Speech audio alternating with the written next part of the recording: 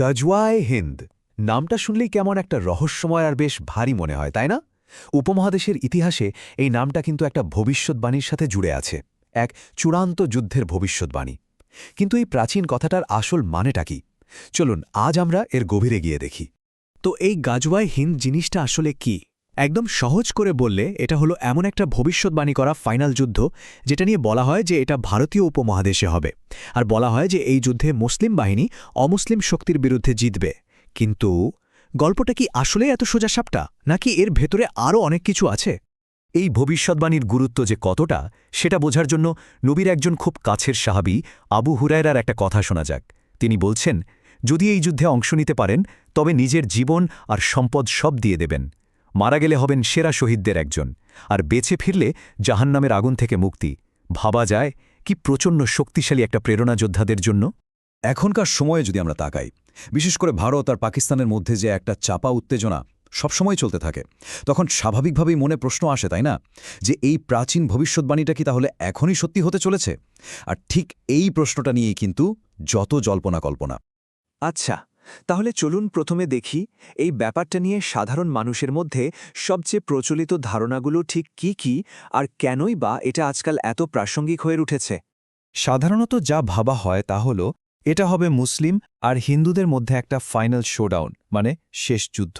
এটাকে আবার কিয়ামতের একটা আলামত বা চিহ্ন হিসেবেও দেখা হয়। আর অনেকেই তো মনে করেন ভারত পাকিস্তানের মধ্যে যে ঝামেলাগুলো চলছে সেটাই হয়তো একদিন এই বড় যুদ্ধের রূপ নেবে, মানে যুদ্ধটা খুব কাছেই। কিন্তু এখানেই একটা বড় কিন্তু আছে। আমরা যে সোর্সটা খতিয়ে দেখছি সেটার মতে এই জনপ্রিয় ধারণাটা আসলে পুরো ছবিটা দেখাচ্ছে না।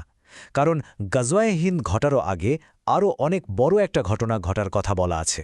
আর এখান থেকেই পুরো কাহিনীটা একটা অন্য দিকের মোড় নিচ্ছে। সোর্স ম্যাটেরিয়াল পরিষ্কার বলছে এই যুদ্ধটা এখনই হচ্ছে না, মোটেই না। এর আগে এমন একটা ভয়ঙ্কর ঘটনা ঘটবে যেটার কথা আমরা খুব একটা শুনি না। কি সেই ঘটনা?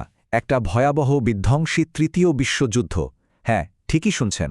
সোর্সের মতে গাজওয়ায়ে হিন্দেরও আগে এই বিশ্বযুদ্ধটা হবে, আর সেটা পৃথিবীকে একেবারে ধ্বংসের কিনারায় নিয়ে যাবে। আর এই তথ্যটা পুরো ভবিষ্যৎবাণী যে টাইমলাইন আমরা ভাবি সেটাকেই ওলটপালট করে দেয়। ভাবছেন এই যুদ্ধটা ঠিক কতটা ভয়ঙ্কর হতে পারে? সোর্সের দাবিটা শুনলে চমকে উঠতে হয়।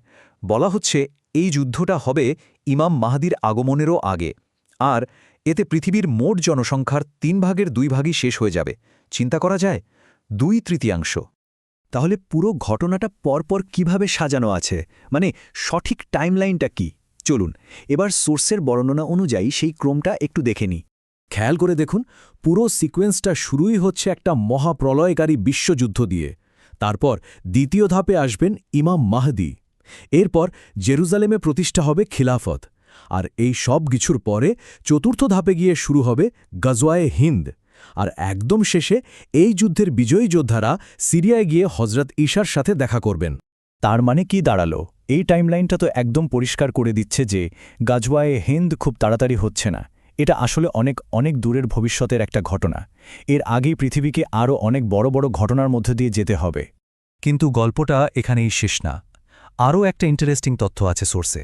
এই তথ্যটা শুনলে মনে হবে এই যুদ্ধটা বর্তমান থেকে যেন আরও দূরে সরে গেল।